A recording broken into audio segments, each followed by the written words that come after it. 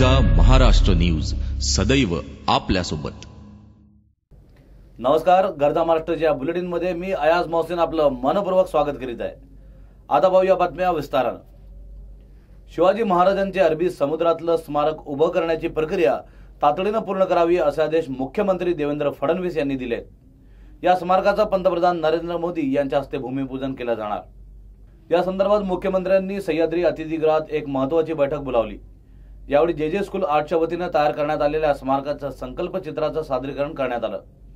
शिवाय अन्य विभागांच्या मंजुरी तातडीने आणि वेळेची मर्यादा पाळून पूर्ण झाल्या पाहिजेत असंही मुख्यमंत्र्यांनी ठणकावून सांगितलं।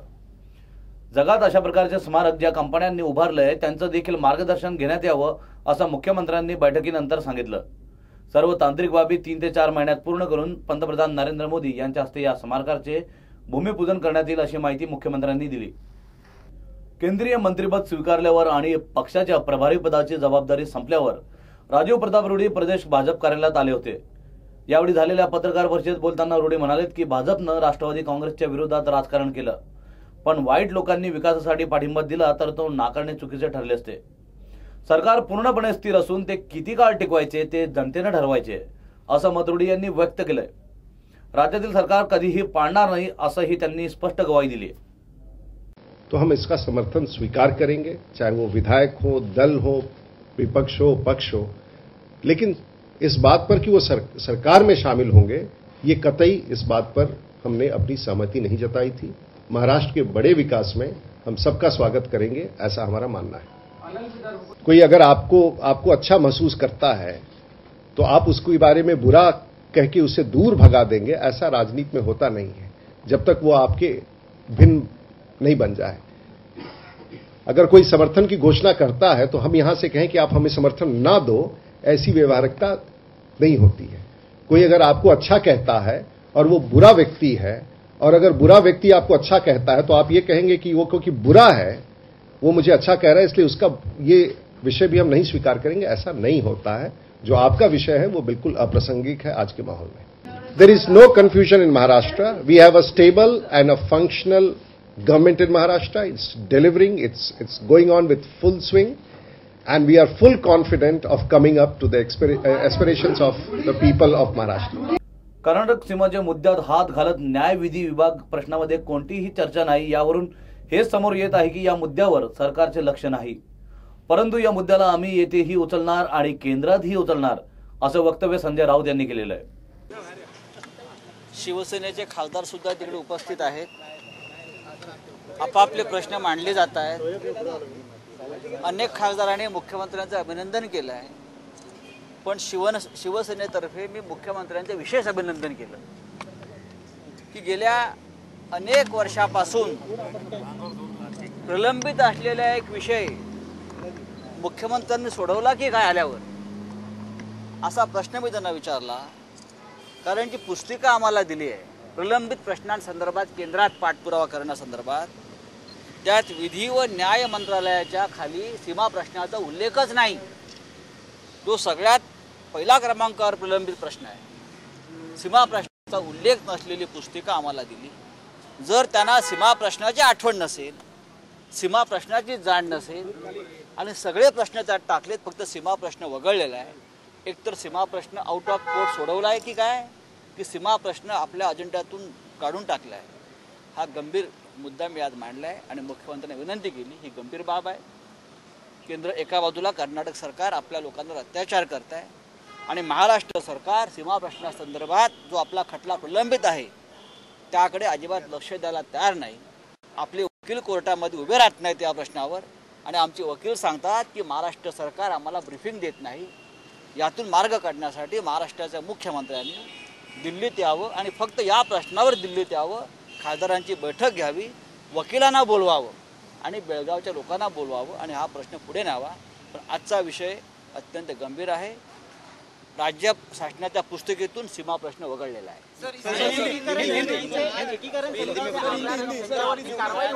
आज आपने महाराष्ट्र की सीमा से जुड़ा हुआ मुद्दा उठा जिसे सरकार नजरअंदाज करेगी, क्या मुद्दा ऐसा है कि आज महाराष्ट्र के सभी सांसदों की बैठक रही।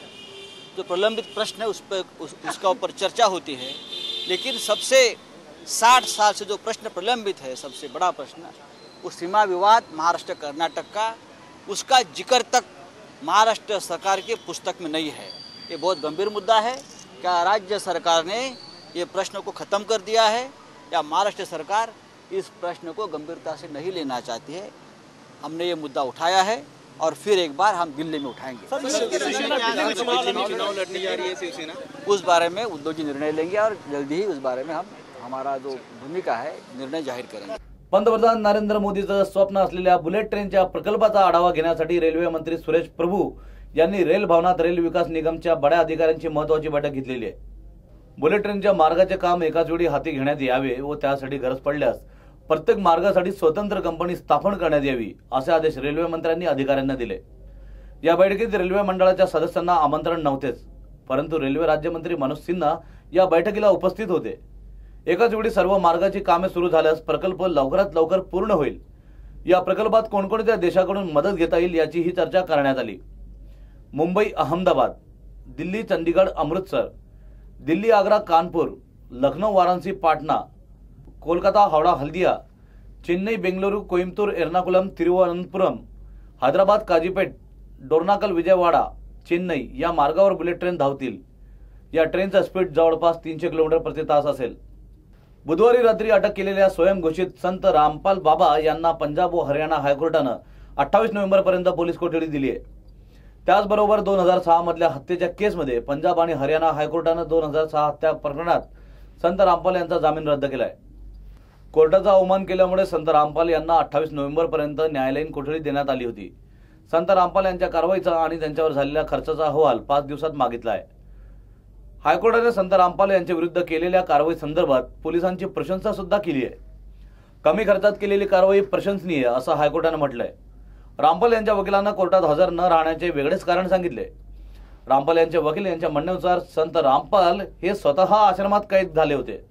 खंडपीठ ने director general of police Haryana को निर्देश दिया है कि वह एक कॉम्प्रिहेंसिव या डिटेल्ड एफिडेविट दायर करें अगली तारीख तक, जो कि 28 नवंबर है। कोई मृत्यु हुई, कोई चोटें लगी, कोई आर्म्स या एम्युनिशन यहाँ से रिकवर किए गए या नहीं। सच्चाई है कि वो पहले बीमार थे और वो खुद कैप्टिविटी में थे, खुद बंधक बनाया हुआ था उनको, इसलिए वो कोर्ट में पेश नहीं हो पाए। पुलिस उनको लेके आई ये बचा के और वो कोर्ट में पेश हो गए।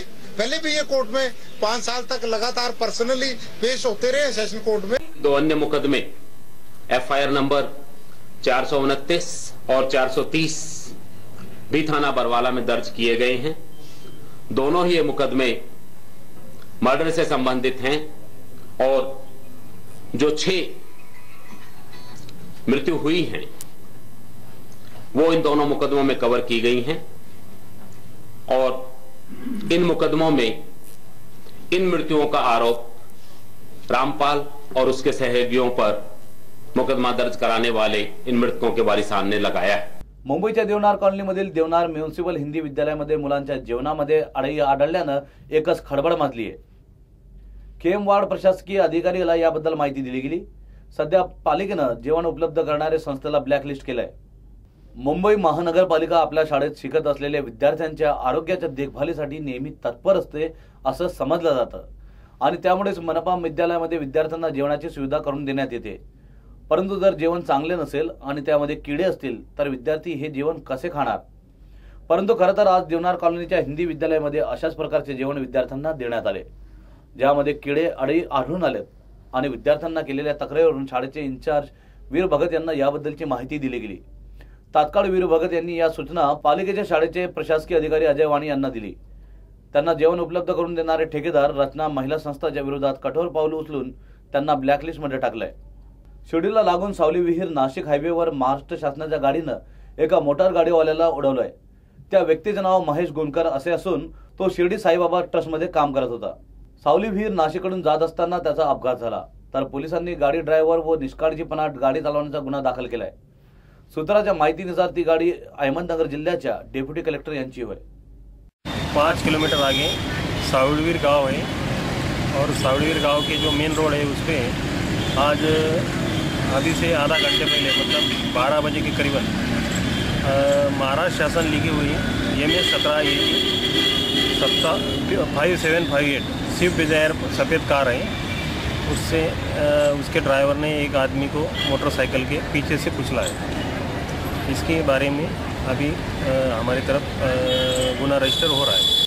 अच्छे दिन आने वाले आहे असा डंका पिटला जात असतानाच मुंबईकरांना नाराज करणारी एक मोठी बातमी आलेली आहे।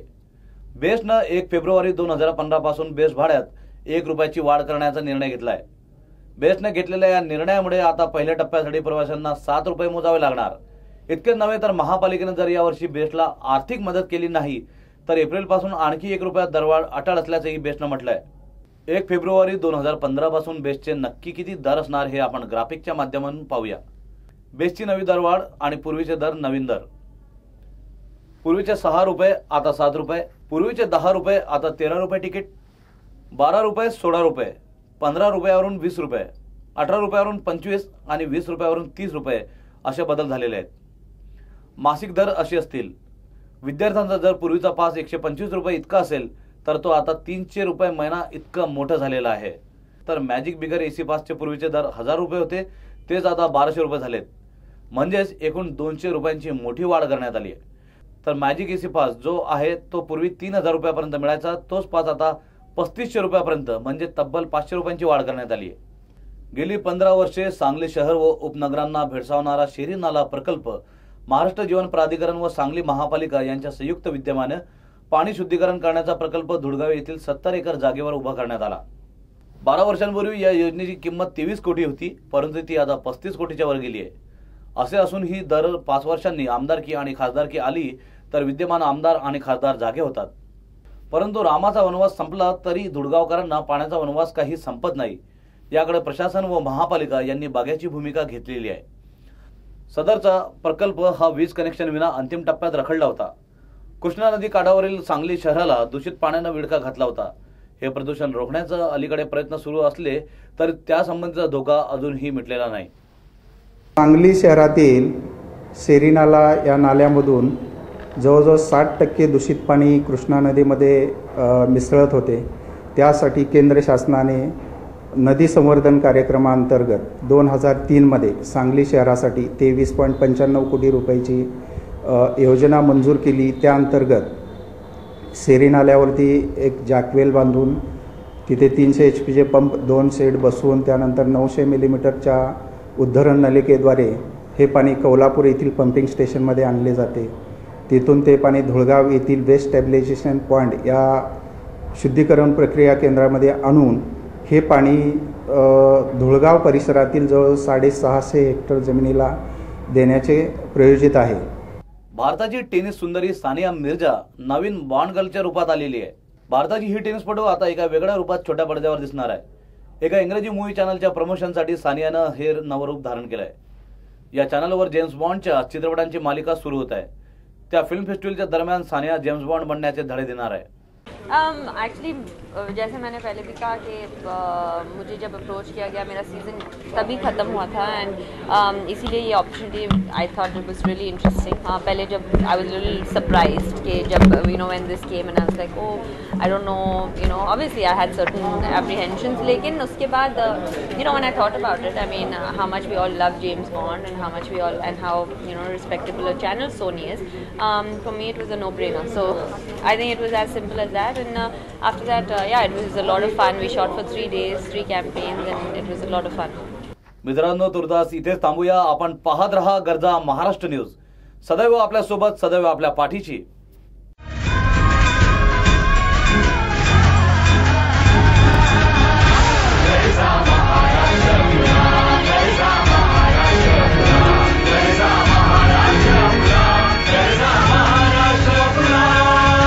गरजा महाराष्ट्र न्यूज, सदैव आपल्यासोबत।